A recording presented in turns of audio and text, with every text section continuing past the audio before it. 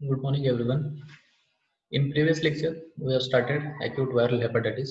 So in that, we have finished all the viruses which are responsible for developing or causing acute viral hepatitis. So we have seen their pathogenesis, epidemiology, mode of transmission, and some part of treatment and prevention also.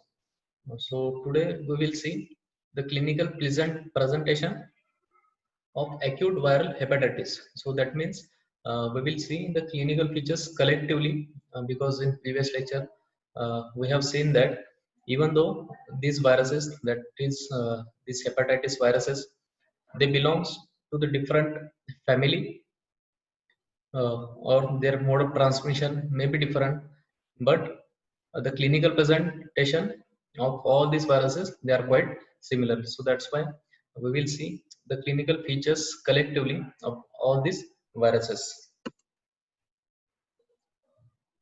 So the clinical presentation of this acute viral hepatitis, it first includes prodromal symptoms, uh, which are mostly systemic and they are quite variable. So as these viruses, they belong to different families, they may have some symptoms which may be variable. So that means it doesn't mean that all the symptoms they varies. They have similar symptoms, but intensity it may vary. Onset of symptoms it may vary, but symptoms they are usually similar.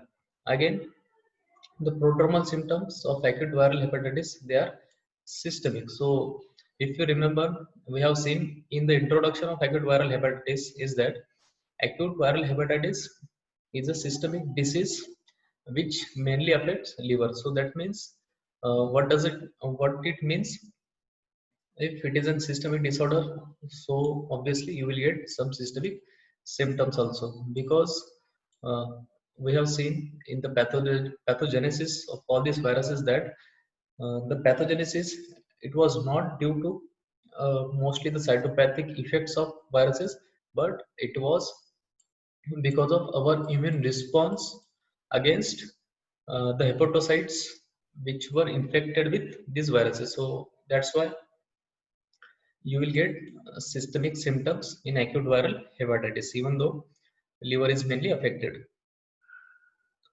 So these symptoms, it includes anorexia, that is loss of appetite, nausea, vomiting, fatigue, malaise, arthralgias, myalgias, headache, photophobia. Sometimes patient may have pharyngitis or cough and coryza. So these are all the prodromal symptoms, or you can say constitutional symptoms.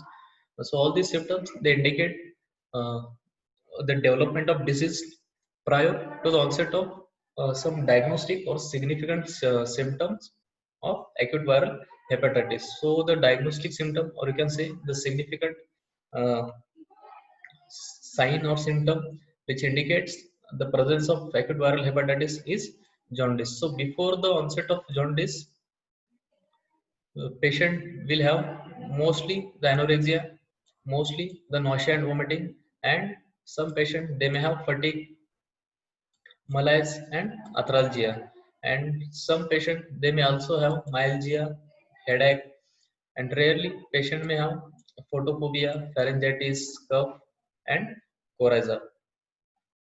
So all these symptoms, they precede the onset of jaundice by 1 to 2 weeks.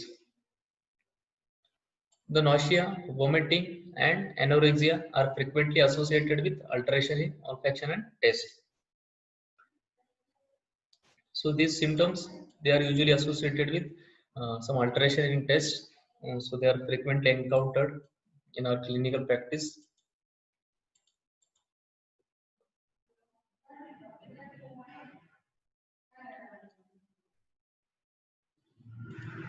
A low grade fever between 38 degrees Celsius and 39 degrees Celsius, that is 100 to 102 degree Fahrenheit. It is often present in hepatitis A and hepatitis E, then hepatitis B or C. So mostly you will get fever in hepatitis A and B, and which is more, or you can say the fever, it is mostly present in hepatitis A and hepatitis C when compared to the hepatitis B or C. So by this example, you can understand. So fever, a low-grade fever, it is present in all these viruses, that is A, E, B, or C. But where it varies in intensity, or you can say it varies in frequency. So this low-grade fever, it is more frequent in hepatitis A and E than hepatitis B or C. Except when hepatitis B, so I think here is a typing mistake. Rarely a fever of 39 degrees Celsius or 40 degrees Celsius may accompany the constitutional symptoms. So rarely fever may become more than 103 degree Fahrenheit to 104 degree Fahrenheit, and it may accompany with constitutional symptoms which we have previously seen. The dark urine and clay-colored stool may be noticed by the patient from 1 to 5 days after the onset of clinical jaundice. So, after the appearance of these prodromal symptoms or constitutional symptoms, patient will develop jaundice, and this jaundice, it can be evidenced by the dark color urine or clay-colored stool.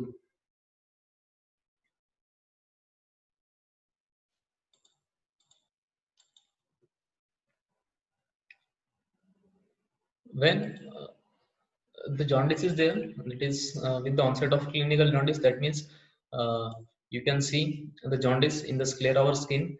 So with the onset of clinical jaundice, the constitutional symptoms, they usually diminish. So initially you will get constitutional symptoms, and later on patient will develop jaundice. So when patient develops jaundice, these constitutional symptoms, they usually diminish.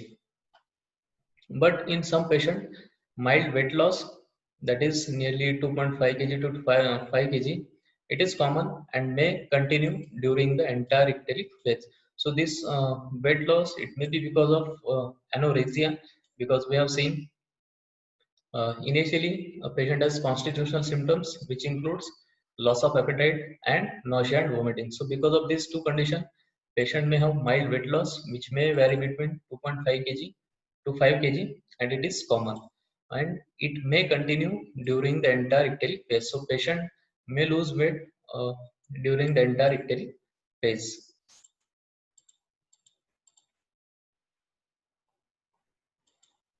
The liver becomes enlarged and tender and may be associated with a right upper quadrant pain and discomfort. So again, we all know in viral hepatitis, obviously, liver is get infected. So in this case, that is in acute viral hepatitis, that liver, it may becomes enlarged and tender, and it may associated with right upper quadrant pain and discomfort. So obviously, it is because of inflammation. Some patients, they may have splenomegaly and cervical adenopathy, which are present in 10 to 20% of patients with acute hepatitis.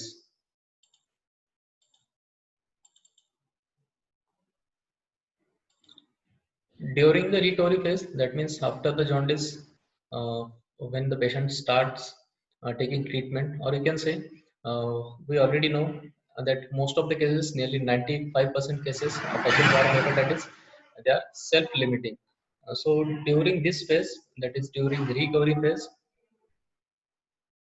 the constitutional symptoms, they disappear, but usually some liver enlargement and abnormalities in the liver biochemical test, they are still evident. So that means even though uh, during this recovery phase patient may not have constitutional symptoms like anorexia or nausea or vomiting, but some patient, they may have liver enlargement and abnormalities in liver test. That means their liver enzymes like ALT or AST, they are usually elevated.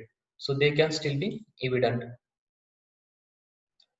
The duration of post-icteric phase, it is variable, and it ranges from 2 to 12 weeks, and it is usually more prolonged in acute hepatitis B or C. So this type of phase, that is post-icteric phase. So post-icteric phase means what?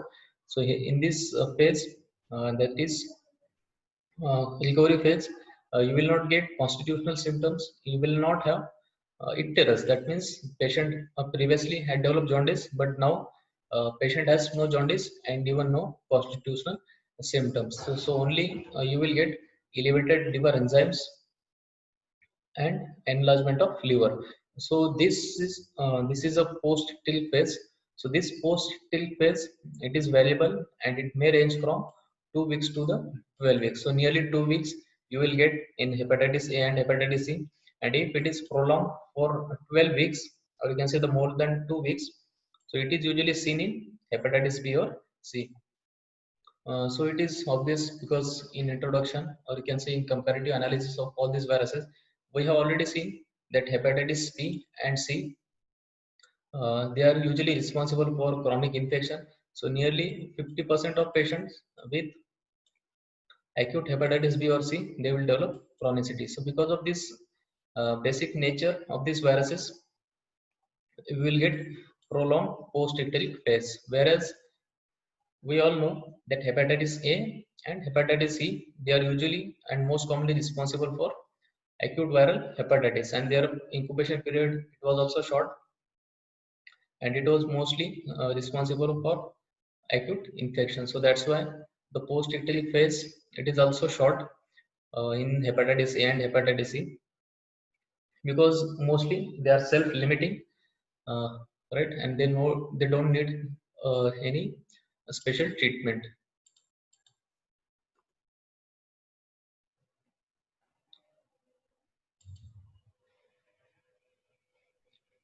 You can expect complete clinical and biochemical recovery when, so in this slide you will see, or you can understand when we should expect the complete recovery of the patient, uh, clinically and biochemically. So that means clinically, patient will not have any signs and symptoms, and biochemically means their liver enzymes, they are usually normal. So when we can expect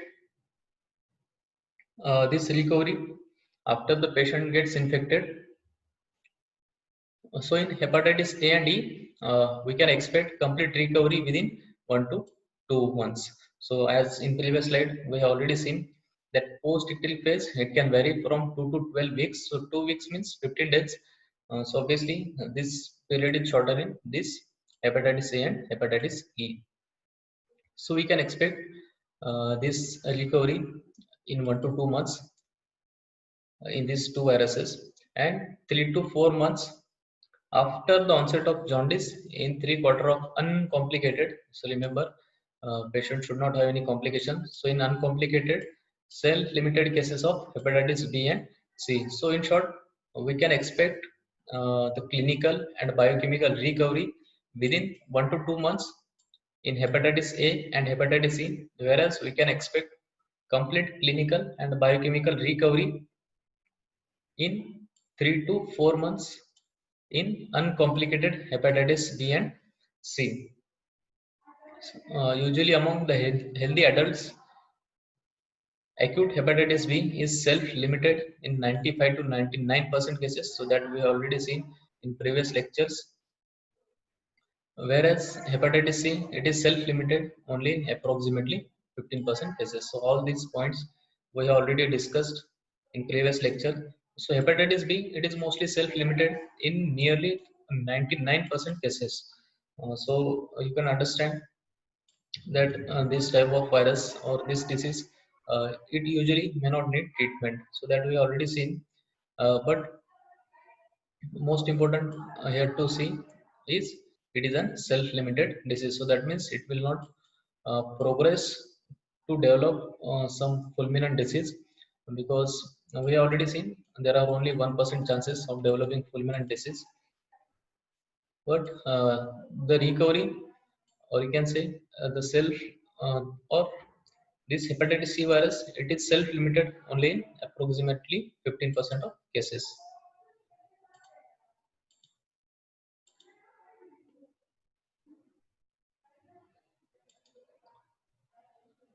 Now, what are the laboratory features? So, till now, we have seen what are the clinical presentation or symptoms of this acute viral hepatitis. Now we will see laboratory features.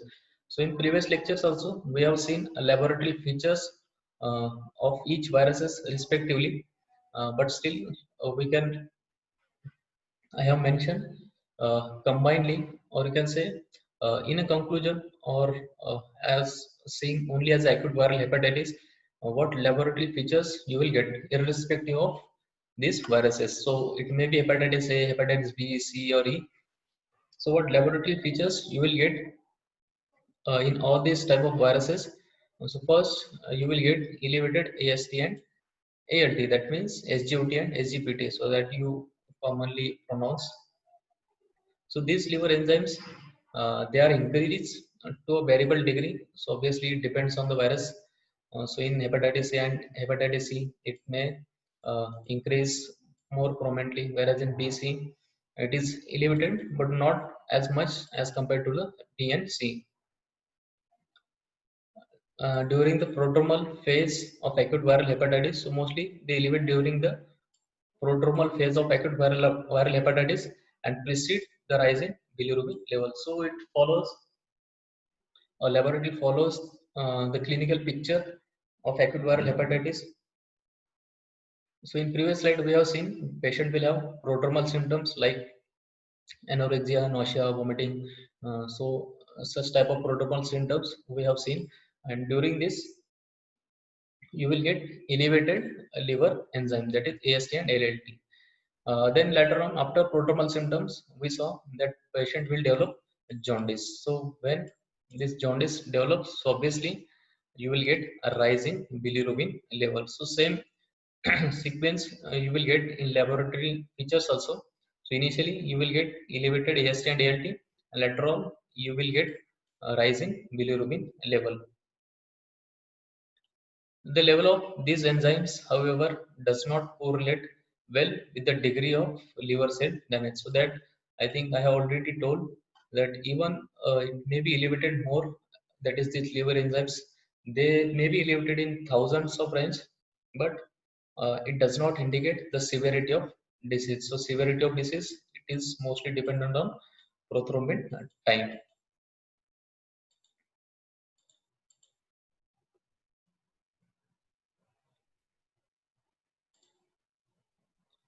The peak levels, they vary from 400 to 4,000 international unit, or even more. And these levels, they are usually reached at the time the patient is clinically icteric and diminish progressively during the recovery phase of acute hepatitis. So this we already seen in clinical presentation. Uh, so you should focus that the levels of these liver enzymes, it may reach up to the 4,000 international unit or even more. So these levels patient can achieve when the patient is clinically icteric. That means initially patient has prodromal symptoms and now patient has developed icterus. So when patient develops icterus, so during that phase, these liver enzymes, they may be elevated up to this level, but later on during recovery phase they will diminish. The diagnosis of unicteric hepatitis, it is based on clinical features and aminotransferases elevation. So the unicteric hepatitis, that means patient does not develop jaundice, and he will have only prodromal symptoms or constitutional symptoms, and patient will have elevated liver enzymes. So that is called as unicteric hepatitis. So it is based only on clinical features that we already seen, and elevation of liver enzymes.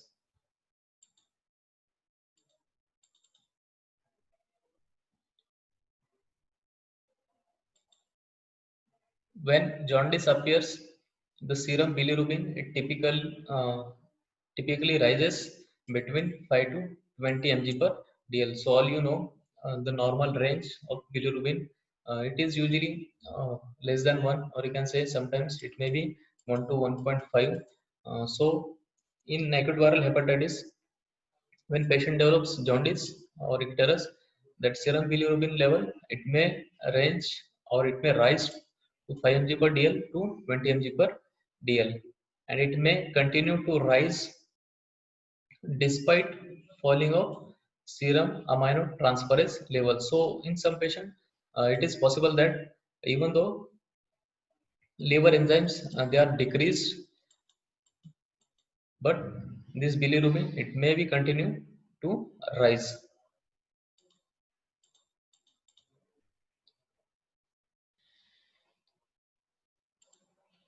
Bilirubin level of more than 20 mg per dl extending and persisting late into the course of viral hepatitis are more likely to be associated with severe disease. So in patient in which the bilirubin level is more than 20 mg per dl, or it is extending more than 20 mg per dl and it persists for a longer time, so in that patient the viral hepatitis it is usually associated with the progression of disease.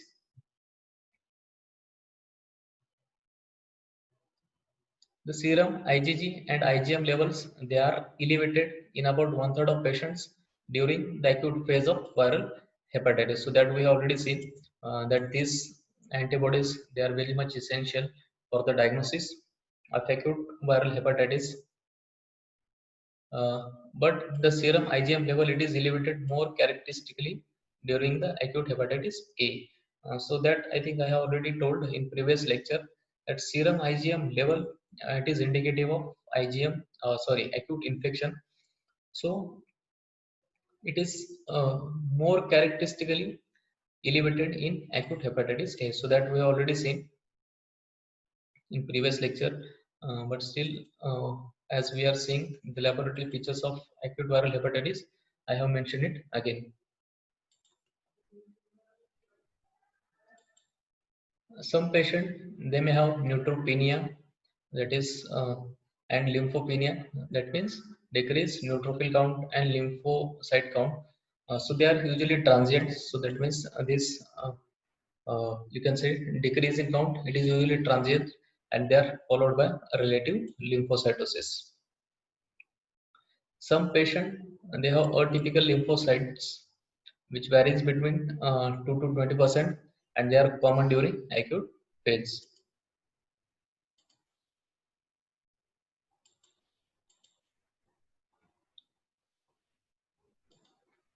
Measurement of prothrombin time it is important in patients with acute viral hepatitis because a prolonged value may reflect a severe hepatic synthetic defect and signify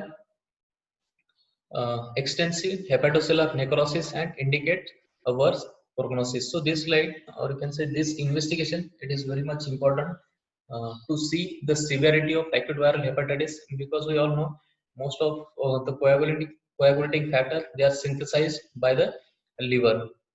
So when liver gets infected, uh, and if liver is damaged by that infection, so obviously what will happen, liver will not be able uh, to produce or synthesize these coagulating factors, and if uh, coagulating factors they are not synthesized, what will happen, the prothrombin time it will get increased. So by just seeing the prothrombin time we can assess the severity of this viral hepatitis. So I have already told. So it is not the bilirubin level or liver enzymes level which indicate the severity of disease. So it is the prothrombin time which will indicate the severity of disease. If prothrombin time it is within normal, it is normal, then we can say that viral hepatitis it is not severe. But when this prothrombin time when it is prolonged, in that case we are sure that patient has severe hepatic synthetic defect, or you can say severe viral hepatitis, and it usually signify the hepatocellular necrosis, and obviously patient will have worse prognosis.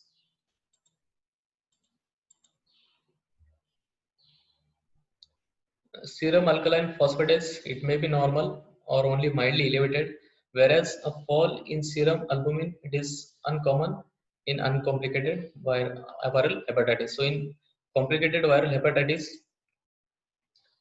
this uh, fall in albumin it is common, but in uncomplicated viral hepatitis the fall in albumin level it is uncommon, and whereas serum alkaline phosphatase, it may be normal or it may be mildly elevated. The liver biopsy, it is rarely necessary or indicated in acute viral hepatitis, as we all know it is a viral infection. So in that case, the liver biopsy, it is not necessary.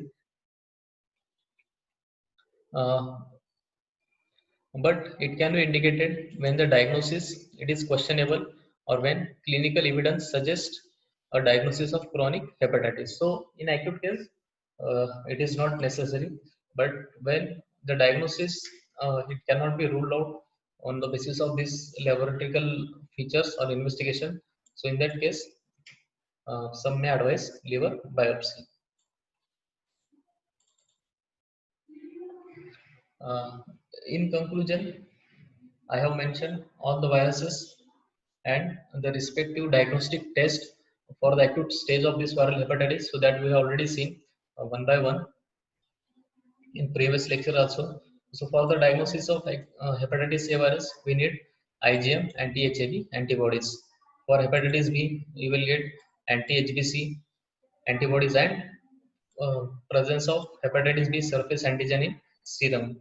Then for HDV, you will get anti-HDV, IgM, and HBCG, hepatitis B positive.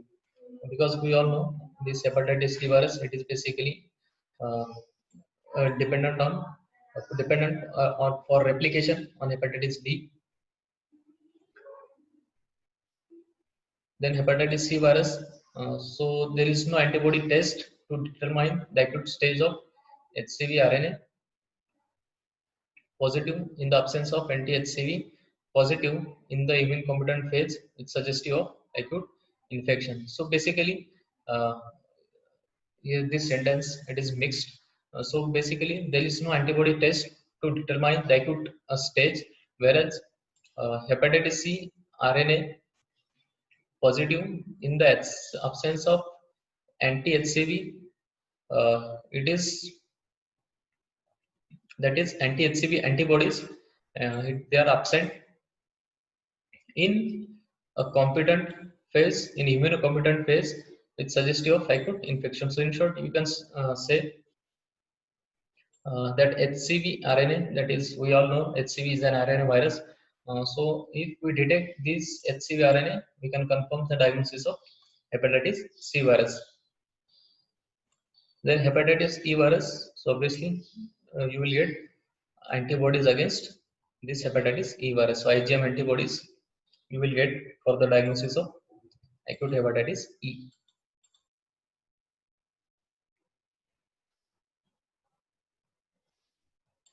Now the prognosis of acute viral hepatitis. So actually, all previously healthy patients, that means a patient does not have any previous comorbidities or any other disease. So patient gets fresh infection of these viruses. So such patients, they will have complete recovery with no clinical sequela. That means patient will not develop any complications or any sequela of this viral hepatitis.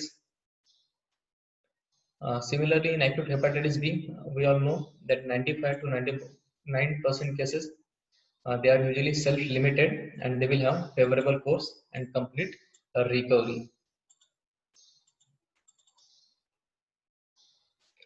But however, patients of advanced age, that means who are old age patients, and with serious underlying medical disorders, that means patient may have some other comorbidity or underlying disease, which may be diabetes or hypertension or some malignancy.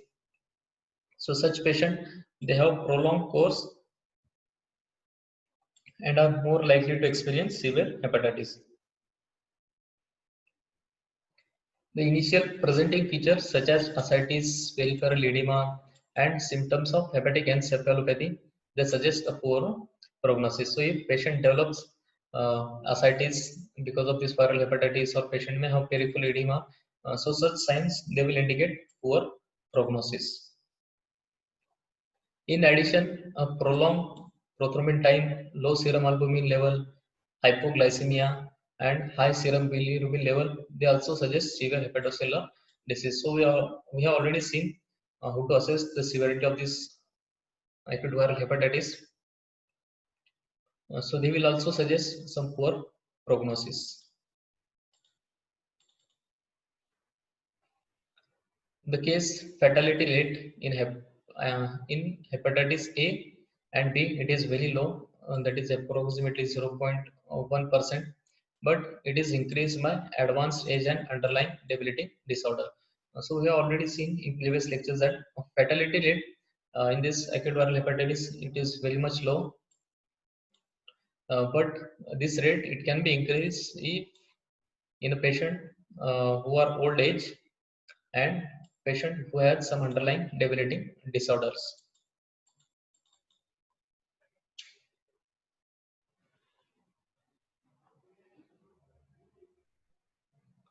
Now complications. What are the complications of this acute viral hepatitis? The small proportion of patients with hepatitis A, they experience a relapsing hepatitis weeks to months after the apparent recovery from acute hepatitis. So that means patient has initial attack of acute hepatitis.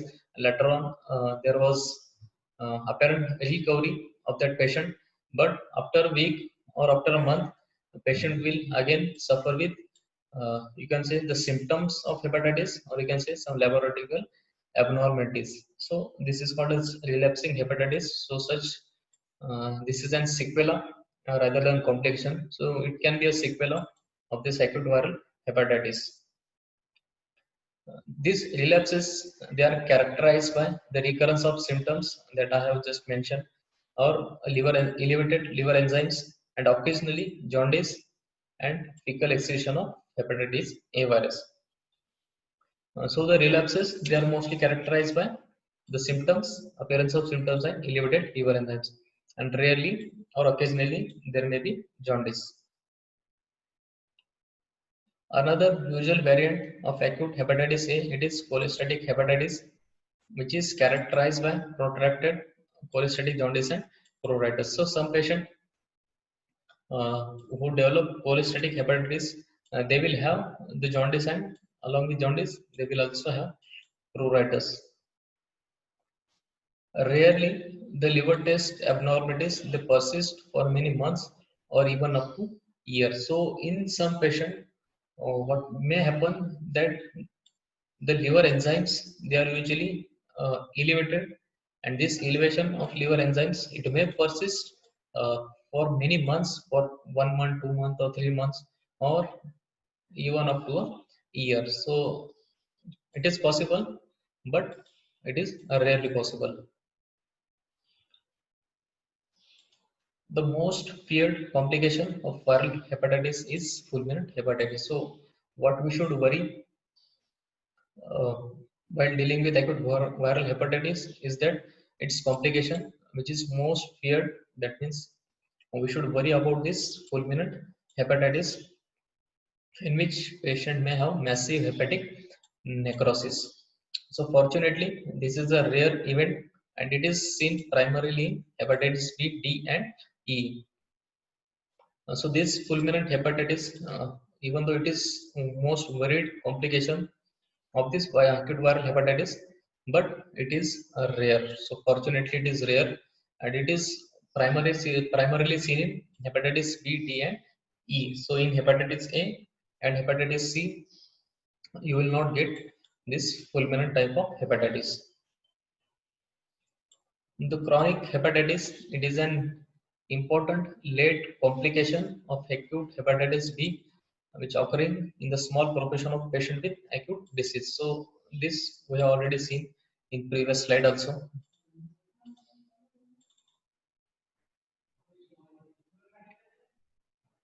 These are the features, both clinical and laboratory, which will suggest the progression of acute hepatitis to chronic hepatitis.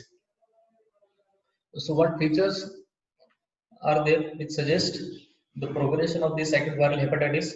So it includes lack of complete resolution of clinical symptoms like anorexia, weight loss, fatigue, and persistence of hepatomegaly. So even though patient has taken treatment, there is no complete resolution of this clinical symptoms. So because in previous slide we have seen that we may expect complete recovery in nearly 1 to 4 months.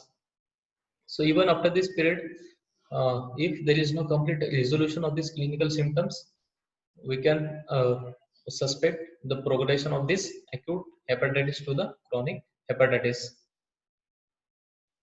Then presence of bridging, or you can say multilobular hepatic necrosis on liver biopsy during protracted severe acute viral hepatitis. So even though liver biopsy it is not indicated in acute viral hepatitis, so if the symptoms they are relapsing, or you can say, I have already told, if the diagnosis is suspected, so in that case we can advise liver biopsy.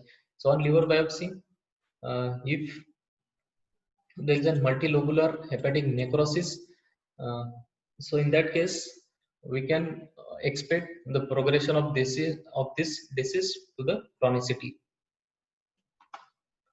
The failure of serum aminotransferase, bilirubin, and globulin levels to return to the normal within 6 to 12 months after the acute illness. So even though patient had an acute attack of illness, and even though this acute viral hepatitis it is mostly self-limited, and after taking treatment, if there is a failure of this level to come down, that is liver enzymes, bilirubin level, or globulin level, if they fail to return to the normal level, so in that case we can suspect, or we can say we can expect the development of chronicity of this viral hepatitis. And the persistence of hepatitis B E AG, that is HB EAG, for more than 3 months, or HBsAg for more than 6 months after acute hepatitis. So that we have already seen in previous lectures also. So when we saw hepatitis B infection, in that we have seen that if HBsAg it is present in blood for more than 6 months, so we will see it as chronic hepatitis B.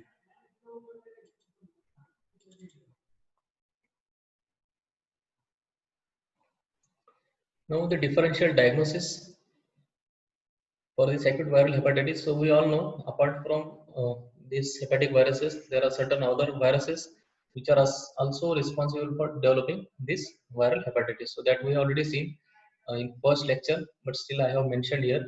So some viruses like cytomegalovirus, herpes simplex, coxsackie virus, and to some extent toxoplasmosis, they also share the clinical features with viral hepatitis. A complete drug history it is important, because we already know there are certain drugs which are also responsible for hepatic injury or the symptoms like hepatitis. So to rule out this drug induced hepatitis, we should also review the complete drug history of a patient.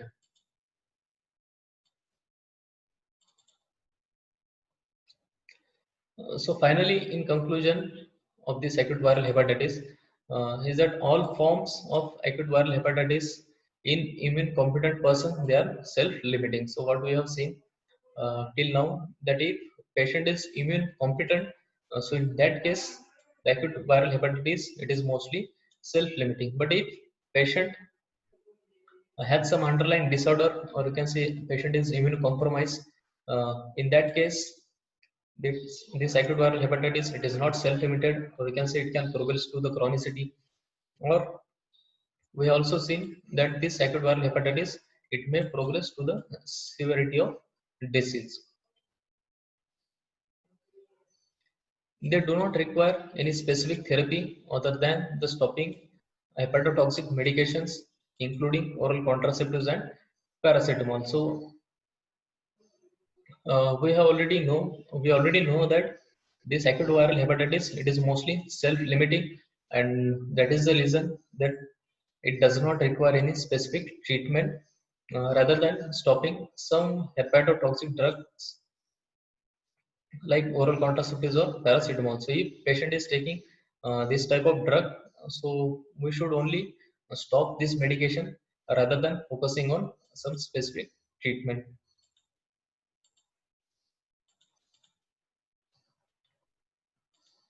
There is no role of vitamin supplementations or hepatoprotective medications and dietary restrictions like avoiding proteins, fat, and tamarind. So in short, even though patient has weight loss or anorexia, there is no role of vitamin supplementation.